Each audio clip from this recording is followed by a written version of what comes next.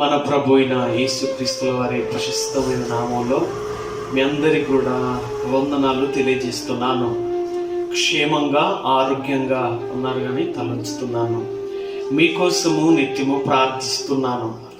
ఈరోజు ప్రభు మీతో ఈ మాటను పంచుకోవాలని ఇష్టపడుతున్నాడు కనుక ప్రియ దేవుని బిడ్డలారా, దావీదు భక్తుడు రాసినటువంటి 3వ కీర్తన 5వ చరణము చూడండి. ప్రియ దేవుని బిడ్డలారా, యెహోవా నాకు ఆధారము, కావున నేను పండుకొని నిద్రపోయి మేలుకొందును. 10,000 మంది దండెత్తి నా మీదికి వచ్చి మోహరించినను నేను భయపడను. చూడండి ప్రియ దేవుని బిడ్డలారా, 10,000 మంది మోహరించి దండెత్తి వచ్చినా సరే నేను భయపడను అని దావీదు భక్తుడు తెలియజేస్తున్నాడు. కారణము, దావీదు దేవుణ్ణి ఆధారముగా చేసుకున్నాడు. ప్రియ దేవుని బిడ్డలారా, దావీదు ధైర్యము, బలము, ధనము కాదు గాని, మనుషులు కాదు గాని దేవుడే దావీదుకు ఆధారమై ఉన్నాడు. తన బాధలో, కష్టములో రాసినటువంటి కీర్తన అది. ప్రియ దేవుని బిడ్డలారా, దావీదుకు ఇబ్బంది కలిగినప్పుడు మనుషులను ఆధారము చేసుకోవడం లేదు, ప్రజలని ఆధారము చేసుకోవడం లేదు, తన బలాన్ని ఆధారము చేసుకోవడం లేదు, తన కులాన్ని, తన యొక్క బంగారాన్ని, వెండిని, డబ్బును ఆధారము చేసుకోవడం లేదు. కానీ తాను నమ్మినటువంటి దేవుని ఆధారము చేసుకొని బ్రతుకుతున్నాడు. ఈ రోజు నీకు పరిస్థితి ఎదురైతే దేనిపైన ఆధారపడుతున్నావు? నీకు కష్టం వస్తే నీ బంధువులను నువ్వు ఆధారము చేసుకుంటున్నావేమో, నీ దగ్గర ఉన్నటువంటి లక్షల కోట్ల ఆస్తిని ఆధారము చేసుకుంటున్నావేమో.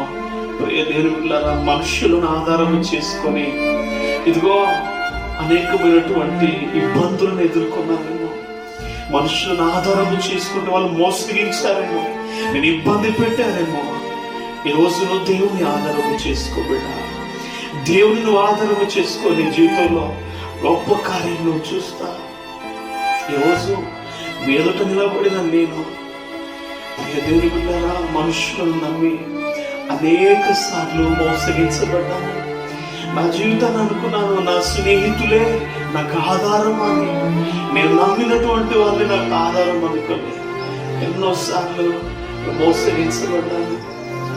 దేవుళ్ళారా, నేను దేన్ని ఆధారము చేసుకున్నా నా జీవితంలో ఏది కలిగలేదు. కానీ నేను ఎప్పుడైతే దేవుని ఆధారము చేసుకున్నానో నా జీవితం మార్చబడింది, నా చరిత్ర మార్చబడింది. ఇదిగో నన్ను ఎందుకు పనికి రాని నన్ను ప్రభువు అనేకులకు దీవెనకరంగా నిలబెట్టాడు. ఆమేన్, హల్లెలూయా. ఈ రోజు నువ్వు దేవుని కనుక నీకు ఆధారము చేసుకుంటే నీ జీవితము నీకు మాత్రమే కాదు కానీ నీ ద్వారా అనేకులకు దీవెనకరంగా ప్రభువు మారుస్తాడా.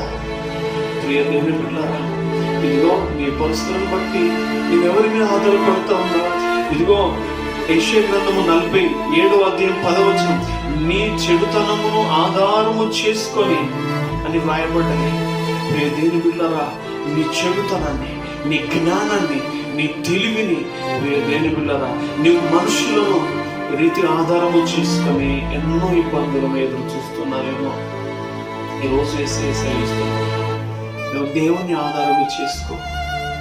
దేవుడు నీ జీవితాన్ని మారుస్తాడు. ప్రియ దేవుని బిడ్డలారా, నీ జీవితాన్ని మారుస్తాడు. ఇదిగో ఎందుకు పనికిరాని నా జీవితాన్ని నేను ఎప్పుడైతే దేవునికి అప్పగించుకున్నానో నా జీవితాన్ని మార్చాడు ఆయన. నా జీవితానికి ఆధారముగా నిలబడ్డాడు ఆయన. నాకు ఒక గమ్యాన్ని చూపించాడు. నా జీవితానికి ఒక అర్థాన్ని ఇచ్చాడు ఆయన. ఈరోజు ఎటు వెళ్ళాలో తెలియక, ఏమి చేయాలో తెలియక, దిక్కు తోచని పరిస్థితులలో ఈ వర్తమానం వింటున్నావేమో. ప్రియ దేవుని బిడ్డ, నీకు దేవుడు ఆధారముగా ఉన్నాడు. ఈ మాట ద్వారా ప్రభు నిన్ను బలపరుస్తున్నాడా. ఇదిగో ప్రియ సహోదరి, దేవుడే నీకు ఆధారము. ప్రియ తమ్ముడా, దేవుడే నీకు ఆధారము. ప్రియ అన్న, అక్క, చెల్లి, దేవుడే నీకు ఆధారము. ప్రభు నీ జీవితాన్ని మారుస్తాడా. ఇదిగో నమ్మండి, ఆధారం అంటే దేవుడే నీకు దిక్కు, దేవుడే ఆశ్రయము, దేవుడే పునాది. ప్రతి సమస్యలలో నుంచి విడిపించగలిగినటువంటి దుర్గము ఆయనే, స్వాస్థ్యము ఆయనే అని నీవు నమ్మడమే ఆధారం. ప్రేమ ఈరోజు నువ్వు ఆ రీతిగా దేవుని మీద ఆధారపడితే నీ జీవితంలో ఉన్నత స్థితిని చూడగలుగుతావు, ఆశీర్వాదాలు చూడగలుగుతావు, నీ జీవితంలో నెమ్మదిని చూడగలుగుతావు. నాకు తెలిసిన ఒక సహోదరుడు ఉన్నాడు. ఆ సహోదరుడు తన అందాన్ని ఆధారం చేసుకొని చిన్న చిన్న షార్ట్ ఫిలిమ్స్ తీస్తూ తీస్తూ తీస్తూ తీస్తూ అనేక అప్పుల పాలైపోయాడు. అనేకులు చుట్టుపక్కల వాళ్ళు నువ్వు చాలా అందంగా ఉన్నావు, నీవు హీరోగా పని చేస్తావు, నువ్వు షూటింగ్ లో సినిమాలకు వెళ్తే అని అనేకులు తను చెప్పడానికి విధానం బట్టి ఆ వ్యక్తి నేను అందంగా ఉన్నానని చెప్పి ఎంతో డబ్బు వెచ్చించి ఆయన షార్ట్ ఫిలిమ్స్ తీస్తూ ఇదిగో ఈ రీతిగా సినిమాలకు వెళ్ళాలని ఎన్నో అప్పులు చేసుకొని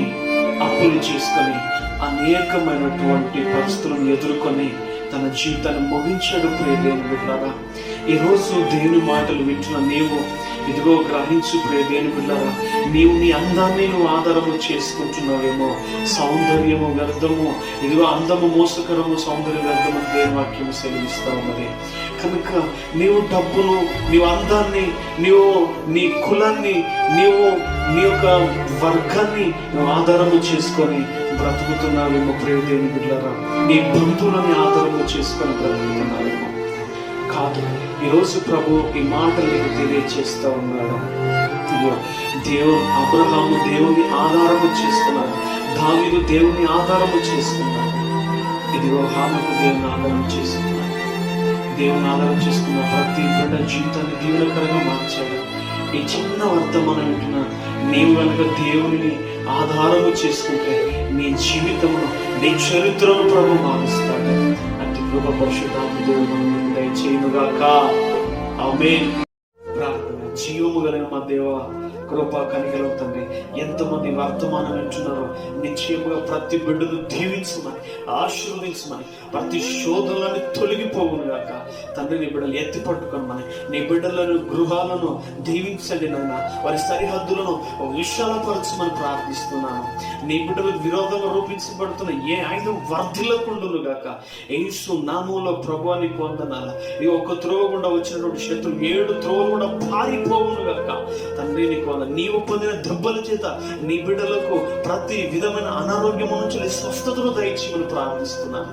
దేవానికి వందనాలు. నీ బిడ్డలందరినీ పేరు పేరు జ్ఞాపకం చేసుకొని ఇంకా అనేక వర్తమానం వింటూ అనేకులకు అందించి నీ బిడ్డలు దైవ దీవులు, నీ ఆశీర్వాదాలు పొందుకున్నటకు ప్రతి బిడ్డకు కృపను అనుగ్రహించమని నజరేయుడైన యేసు క్రీస్తు వారి ప్రశస్తమైన నామములో ప్రార్థించడానికి వేడుకుంటున్నాను ప్రియ పరమ తండ్రి. ఆమేన్, ఆమేన్, ఆమేన్.